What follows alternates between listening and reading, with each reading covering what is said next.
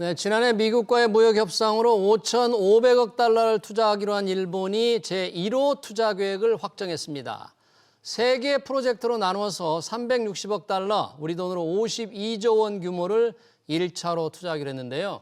구체적으로 어떤 프로젝트들인지, 그리고 대미투자 특별법도 통과시키지 못한 우리에겐 어떤 부담으로 작용할지 김태왕 명지대 국제통상학과 교수 모시고 들어보겠습니다. 교수님 어서 오세요. 네, 안녕하세요. 안녕하세요. 반갑습니다. 결국 일본의 대미투자 1호가 확정이 됐네요. 프로젝트 3개, 총 360억 달러라는데 어떤 프로젝트들인가요? 하나씩 볼까요? 네, 360억 달러에 해당되는 그 대상 사업은 에너지 사업이 주류를 이루고 있습니다. 에너지요. 네, 오하이오 주에 있는 거기는 LNG 발전소 건설 사업이 그게 거의 360억 달러의 거의 대부분을 차지하는 93% 정도 차지할 정도로 333억 달러가 투자되기로 했었고요. 예. 텍사스주의 원유, 가스 수출 시설 확충하는 사업이 하나가 있고요. 조그맣게는 인공 다이아몬드 제조 설비를 투자하는 게 있습니다. 이것은 조지아주에 있습니다. 예. 그러네요. 그러면 우선 제일 큰 게 오하이오주의 가스 화력발전소인가요? 네, 333억 달러. 예. 규모를 도대체 뭐 주로 데이터 센터 전력 공급하기 위해서 그런 거겠죠? 아무래도 미국의 에너지 수요가 AI 산업의 발전에 따라서 급증하고 있기 때문에 그러한 에너지 공급을 위한 시설 투자를 확충하고 있는 것 같습니다. 네. 용량이 전체적으로 9기가와트를 넘는데 9기가와트라 그러면 뭐 대형 원자력 발전소는 몇 개를 지어야 될 그런 해당되는 규모네요. 네, 그렇습니다. 소프트뱅크가 투자하고요. 자, 이 세 가지 투자를 보니까 어떻습니까? 이 전반적으로 어떻게 결정이 됐다 이렇게 좀 보세요. 이 세 개 프로젝트. 이 상황이 참 묘합니다. 한국에 대해서 관세 재인상 통보를 하고 나서 한국을 우리나라를 잔뜩 긴장시키고 나서 일본에 대해서 한마디를 했어요. 일본이 너무 느리다. 지연되고 있다. 투자. 이 한마디를 다 했더니 며칠 지나지 않아서 바로 이게 결정이 된 거예요. 이걸 따지고 보면은 실제로 일본이 지연된 것이 아니라 실제로는 다 움직여지고 있었는데 미국이 한국과 일본과의 경쟁을 시키면서 한국을 압박을 하고 또 한국 압박한 걸 가지고 너희 나라만 압박하는 게 아니라 일본도 한다라는 제스처를 취한 것 같아요. 그런데 며칠 만에 갑자기 사업이 선정됐다고 나와 있습니다. 우리나라도 마찬가지지만 일본의 경우에도 미국의 그냥 투자위원회가 구성이 되어서 투자위원회에서 사업을 선정하고 그 과정에서 일본과 협의를 하고 트럼프 대통령에게 추천을 하거든요. 그럼 트럼프 대통령이 선정을 하도록 되어 있는데 그 과정이 별로 이렇게 드러나지 않고 있다가 갑자기 이렇게 사업 선정으로 이렇게 발표를 하게 되었습니다. 그런데 그 지역이 참 묘합니다. 왜요? 오하이오주라든지, 오하이오, 텍사스주라든지. 텍사스 어떻게 묘한가요? 오하이오주는 전통적인 러스트벨트 지역이거든요. 민주당에서는 탈환을 하고 싶어하는 공화당 지역입니다. 우세 지역. 그건 지금 첨예하게 공세를 하고 있는 지역이죠. 텍사스 지역은 상원 의원도 있고 주지사도 있고 하원은 당연히 이게 선거가 되고요. 그러다 보니 최대의 격전지입니다. 경합주인데 텍사스에서 공화당이 앞서가고 있는데 그 격차가 많이 줄어 있습니다. 줄어들어와서 있고 조지아주는 아시다시피 매번 선거 때마다 경합 지역이기 때문에 이 세 지역에 대해서 이번에 트럼프 대통령이 각각의 말하자면 일자리와 또 투자에 대한 선물 보따리를 제공을 하면서 국내 정치에 활용을 하고 하는 부분이 역력하게 보이는 거죠. 그러네요. 이제 11월 중간 선거가 있으니까 이렇게 투자를 끌어와서 일자리를 만들면 아무래도 표에 훨씬 도움이 될 거니까 그렇게 정해지지 않았나 싶은데 그렇게 정해졌다면 일본 입장에서 볼 때는 이게 조금 이게 상업적으로 괜찮나 하는 걱정도 할 것 같은데 다 우리한테 이제 앞으로 해당될 수 있는 일이잖아요. 이 부분. 물론 미국과 일본의 MOU에는 상업적 합리성이라는 용어나 표현은 없습니다만 일본의 의견을 청취하도록 협의하도록 되어 있죠. 우리는 더 나아가서 거기에 상업적 합리성이라는 용어를 삽입을 한 거고요. 그렇다 하더라도 일본과 미국과의 협력에서도 마찬가지지만 우리나라로서는 이런 상업적 합리성을 중요하게 생각해야 될 부분이죠. 그런데 이번에 보면 미국이 우선 국내 정치 수요에 맞추는 사업 선정이다.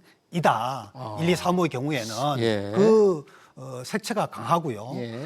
물론 그렇다 하더라도 360억 달러가 큰 금액입니다. 52조에 달하는 거니까. 52조 원에 달하는 거니까 큰 금액이지만 사실 일본은 5,500억 달러를 트럼프 임기 내에 투자를 하도록 되어 있습니다.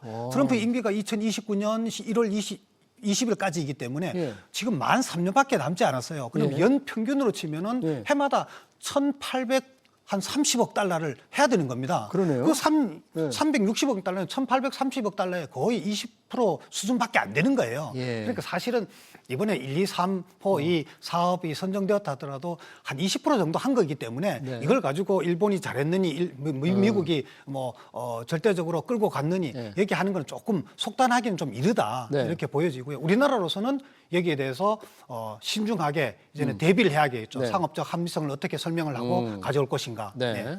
이 다카이치 사나 일본 총리가 다음 달이죠. 지금 미국을 가서 이제 트럼프 대통령을 만나니까 만나기에 앞서서 빨리 이게 1호 투자를 이렇게 확정을 한 다음에 아마도 또 갈 때쯤이면 두 번째 프로젝트가 발표되지 않을까 뭐 이런 예상도 있더라고요. 그런데 이번 프로젝트 하나하나 보면 일본으로서는 이제 상업적 합리성이 없다고는 하지만 상당히 투자하기가 까다로운 지역이다 이런 평가도 나오던데요. 거기가? 사실 일본으로서도 에너지 분야에 대해서는 주요 관심 분야이기 때문에 외형적으로 보면 미국과 일본의 이익이 서로 부합되는 부분이 있다고 보여져요. 그렇지만 실질적으로는 시작 자체가 미국이 투자 압력을 넣었고 관세 협상을 주도해 나간 데에서 첫 사업에서는 시작 단계에서는 미국 주도적으로 되는 것이 거의 뭐 당연하다고 할 수는 없지만 이상하지는 않는 거죠. 앞으로도 그렇게 될 것이냐는 것은 조금 더 두고 봐야 될 부분이고요. 그럼에도 불구하고 일본의 관심사가 있는 부분이고 또 그 에너지 분야의 그 투자 결과가 일본으로서도 이후에 에너지 관련되는 사업에 대한 어떤 투자 효과를 노릴 수 있는 부분이기 때문에 일본으로서도 아주 엉뚱하지는 않다 그렇게 보여집니다. 지금 오하이오주에 이 LNG 발전소 짓는 곳이 뭐 우라늄을 농축하던 곳이어서 이거 방사능 제거하는 게 이렇게 쉬운 일이 아니라는 그런 분석이 생각을 해보시면 만약에 투자 매력도가 높은 사업이나 지역 같으면 미국 기업이 투자를 하지 왜 일본 기업을 끌어들이겠습니까? 그런 거는 거기에 구조적으로 그 사업 자체가 그렇게 매력도가 있지 않다라는 거고요. 거기에 외국 자본을 들여왔었으니까 나의 리더십, 나의 어떤 마가 프로젝트에 대한 우수성 이것을 홍보하고 싶겠죠. 텍사스 원유 설비 지역은 어떻습니까? 거기도 뭐 조금 원유 설비 시설을 만들면 여러 가지 좀 공급 과잉에서 제대로 경제성이 그건 조금 달리 볼 수 있는 것 같아요. 그 텍사스 예비 지역이 수출 설비 지역입니다. 그러니까 공급 과잉의 문제는 사실은 미국이 지금 트럼프 임기 중에서는 어떻게든 셰일 가스를 포함을 해서 원유 생산을 늘리려고 하고 있고 또 베네수엘라로부터 중질유를 가져와서 가공을 해서 수출하고자 하는 부분이고 트럼프 대통령도 미국 석유를 원유를 사라 구매를 해라라고 하고 있기 때문에 그 수출 설비 자체는 그렇게 공급 과잉이라고 보기보다는 앞으로 수요가 늘어날 수 있다고 보여집니다. 그러네요. 그리고 인공 다이아몬드 세우는 곳 있잖아요. 조지아주. 조지아주. 아무래도 이제 산업용으로 쓰는 것들이잖아요. 그렇죠. 인공 다이아몬드니까 그렇죠. 그건 대부분 주로 수입하던 걸 이제 자기들이 미국이나 일본에 다 공급하겠다. 뭐 중국에서 수입하던 건가요? 다이아몬드라고 그러니까 우리가 보석으로만 생각을 하는데 산업용 다이아몬드의 수요가 많습니다. 이 인공 다이아몬드가 전략 산업에 일단 반도체 장비라든지 또 항공 우주 산업이라든지 방위 산업이라든지 이런 분야에 전략적으로 쓰여질 수 있는 기묘하게 쓰여지는 전략 소재예요. 그런데 이제까지 인공 다이아몬드가 중국이 거의 90% 이상을 공급을 하고 있습니다. 그런데 미국으로서는 중국에 대한 압력을 제재를 가하더라도 히토리 하나만으로도 미국이 굉장히 당혹스럽단 말이죠. 그러니까요. 그런데 이 90% 이상의 인공 다이아몬드 공급의 의존도가 중국에 있다 보니 이것으로부터 좀 자유롭고 싶은 거죠. 그래서 한편으로는 중국에서 공급하는 것이 조금 범용적인 거라면 여기에 시장 분할을 좀 해서 고품질, 고부가 가치의 다이아몬드는 전략 산업에 쓰여질 수 있는 그런 것들은 미국 내에서 좀 공급을 하자. 이런 의도로서 그 산업을 추진하고 있는 것이 아닌가 이렇게 보여집니다. 그러네요. 이런 세 개 프로젝트가 이제 일본이 확정을 해서 투자를 시작하는데 아까 말씀하신 대로 당장 이제 우리한테 야 일본 봐라.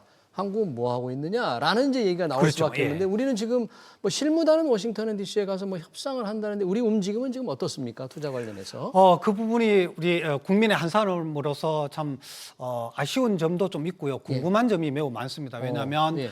한미 협상 과정에서 우리 정부가 열심히 애를 쓰고 있는 것도 우리 국민 모두가 다 아는 주제의 예. 사실인데 우리 정부가 협상을 하면서 혹이나 미국에 부정적인 그런 영향을 끼칠까 싶어서인지 정보라든지 진행되는 상황들에 대해서 이렇게 자료나 알려지지가 혹은 않군요. 정보를 공유가 좀 원활하지 못한 부분이에요. 그래서 국민들이 전문가들조차도 심지어는 어떻게 되어 가는지 자세히 모르고 있습니다. 그렇지만 외형적으로 보기에는 우리 협상 네. 과정이 분주하게 움직여져 가고 있고요. 예. 좀 덧붙이자면 주미 대사관에서 좀 더 역할을 강화했으면 좋겠다라는 바람이 있습니다. 네. 우리 강경화 대사께서 미국에서도 아주 잘 알고 계시는 분이시고 또 임명했을 때 그 역할이 있는데 지금 주미 한국 대사관의 역할이 우리 국내에서는 잘 이렇게 잘 알려지지가 않고 실제 있어요. 얼마나 하고 있는지 네, 어떻게 하고 있을 수도 있는데. 근데 우리 국내 장관이나 우리 본부장이 국내에 있을 여지도 없이 계속 왔다 갔다 할 수는 없잖아요. 그 그렇죠. 역할들을 주미 한국 대사관에서 조금 더 네. 강화를 했으면 좋겠다라는 바람이 있습니다. 그러네요. 지금 미국이 아무래도 전략적으로 자신들에게 필요한 프로젝트를 우리한테 권유할 가능성이 있는데 만약에 이 미국의 경제 안보에만 도움이 되고 우리한테는 아까 말씀하신 대로 상업적 합리성이 떨어진다면 어떻게 해야 될까요, 우리가? 예, 우리도 미국 투자위원회의 와의 협의 과정에서 우리의 상업적 합리성을 강하게 설명을 하고 설득을 해야 될 부분이죠. 그렇지만 우리 주장만 해서 될 부분이 아니기 때문에 미국의 수요에 맞는 것을 잘 찾아야 될 겁니다. 우선 우리나라의 입장에서는 우리 기업이 이미 진출해 있는 텍사스의 반도체, 삼성전자의 반도체의 공장을 연결되는 반도체 산업의 생태계를 확충해 나갈 수 있는 반도체 후 공정이라든지 또 조지아주나 테네시주에서의 그런 현대차나 2차 전지, 2차 전지 소재 이런 산업의 산업 생태계를 형성하는 것이 우리로서는 바람직한 부분이라고 여겨져요. 그럼에도 불구하고 미국에서는 우선적으로는 AI 산업의 성장에 따른 AI 산업의 주도권을 가지기 위해서 에너지 수요가 급증하다 보니 에너지 산업에 대한 투자를 늘어가지 않을까 이렇게 생각이 되고요. 그 에너지 산업에 대한 것은 우리도 그렇게 나쁘지는 않은 것 같아요. 또 좀 더 장기적으로 보면은 SMR이라는 소형 원전 모듈이라든지 이런 부분에 대한 투자나 기술 협력 이런 것도 생각해 볼 수 있는 부분이겠죠. 네. 그리고 이제 전체 3,500억 달러 투자 중에서 이제 1,500억 달러가 마스가 프로젝트, 미국의 조선업을 위대하게 만드는 마스가 프로젝트인데요. 좀 더 구체화되고 있는 것 같아요. 미국이 이제 미국 해양 행동 계획이라는 마스가 프로젝트를 구체화하기 위한 계획을 공개했는데 이 내용이 어떻습니까? 일단 동맹국 조선소에서 초기 물량은 배를 짓게 한다 이런 내용이던데 어떤 의미가 있는 건가요, 이거는? 그 부분은 지금 시작은 제가 보기에는 아주 좋은 것 같습니다.